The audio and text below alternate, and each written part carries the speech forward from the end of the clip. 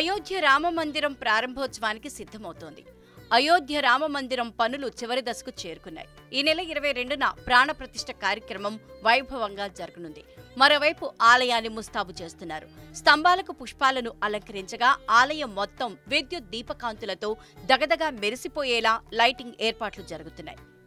దీనిపై మరింత సమాచారం మా అసోసియేట్ ఎడిటర్ మహాత్మా అందిస్తారు. బాలరాముడి విగ్రహ ప్రాణ ప్రతిష్టాపనకు ముహూర్తం సమీపిస్తున్న వేళ ఆలయాన్ని తుది మెరుగులు దిద్దుతున్నారు. మనం ఒక్కసారి జూమ్ చేస్తే ఆ దృశ్యాలన్నీ కూడా మీకు కనిపిస్తాయి. కనిపిస్తున్న ఆలయమే రామ జన్మభూమిలో నిర్మించిన ఆలయం. అయితే ఆలయానికి సంబంధించిన పనులన్నీ దాదాపు 90% పూర్తయిపోయాయి. ప్రధాన ఆలయంలో గోపురం ఒకటి, అలాగే గర్భగుడి పైభాగము అవి ఇంకా పూర్తి కాలేదు. ఆ పనులన్నిటినీ కూడా శరవేగంగా పూర్తి చేసేందుకు ఒకవైపు ప్రయత్నాలు చేస్తున్నారు. మరొక వైపు ఈ ముహూర్తం వేళ ఆలయాన్ని ముస్తాబు చేసే ప్రయత్నాలు కూడా మనం చూడవచ్చు. ఆలయ స్తంభాలకు పూల గుచ్చాలను, పుష్పగుచ్చాలను అలంకరించి సిద్ధం చేశారు. మరొక వైపు విద్యుత్ దీపాలతో ఆలయాన్ని అలంకరించే ప్రయత్నాలు ఇంకొక వైపు జరుగుతున్నాయి. అయితే ఆ శిఖర భాగం, గోపురం అవన్నీ కూడా ఇంకా పూర్తి కావడానికి మరికొంత సమయం పడుతుందన్నది మనకు అందుతున్న సమాచారం. నిర్మాణ సంస్థ ఆ పనులు ఒకవైపు చేస్తూనే ఉంటుంది. అయితే అప్పటిదాకా ఈ దివ్య ముహూర్తాన రామ్లల్లా విగ్రహ ప్రాణ ప్రతిష్టాపనకు ఎటువంటి ఆటంకం కలగకుండా ఉండడం కోసం ఆ పైభాగాన్ని మనం దృశ్యాలు చూస్తుంటేనే తెలుస్తుంది వేరొక రంగులో ఉన్నాయి. వేరే రంగులో ఉన్నవి అది తాత్కాలికంగా ఏర్పాటు చేసిన టెంపరరీ మెటీరియల్. సాధారణంగా సినిమా సెట్టింగ్స్లో ఉపయోగించే మెటీరియల్ అది.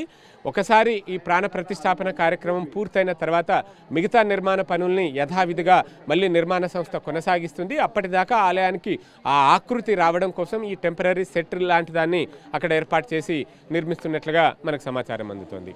ఇకపోతే ఈరోజు జరుగుతున్న పూజా కార్యక్రమాలని మనం ఒకసారి చూసుకుంటే కనుక ఉదయం 9 గంటల నుంచే ఈ కార్యక్రమాలన్నీ కూడా ప్రారంభమయ్యాయి. అరణి మంథన్ నుంచి అగ్ని ప్రకటన, ఇలా అలాగే అంతకుముందే అక్కడ ప్రతిష్ఠించిన గణపతి సహా ఇతర దేవతామూర్తులకు పూజా కార్యక్రమాలన్నీ కూడా జరిపారు.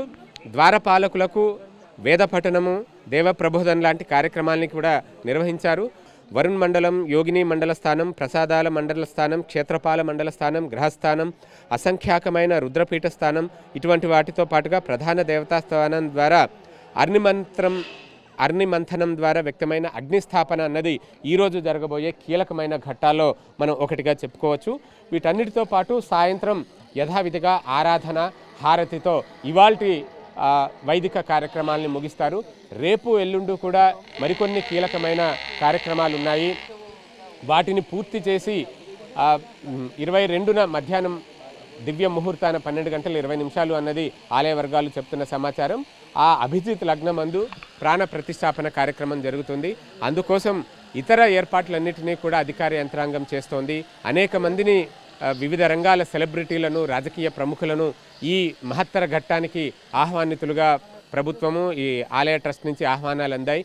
వారందరికీ ఇక్కడ వసతి, బస సదుపాయాలు ఒకవేళ అయోధ్య నగరంలో సరిపోవడం లేదు అనుకుంటే గనక లక్నోలో ఏర్పాటు చేసి ఆ ఉదయాన్నే అక్కడి నుంచి వారందరినీ ఇక్కడికి తీసుకొచ్చేందుకు తగిన సదుపాయాలను కూడా ప్రభుత్వం ఏర్పాటు చేస్తుంది. వీటన్నిటిని సమీక్షించడం కోసం ఉత్తరప్రదేశ్ ముఖ్యమంత్రి యోగి ఆదిత్యనాథ్ స్వయంగా ఈరోజు అయోధ్యను సందర్శించి ఈ ఏర్పాట్లన్నిటినీ కూడా ఆయన సమీక్షిస్తున్నారు, పర్యవేక్షిస్తున్నారు. కెమెరా పర్సన్ ప్రభుతో మహాత్మా కొడియార్, TV9, అయోధ్య, ఉత్తరప్రదేశ్.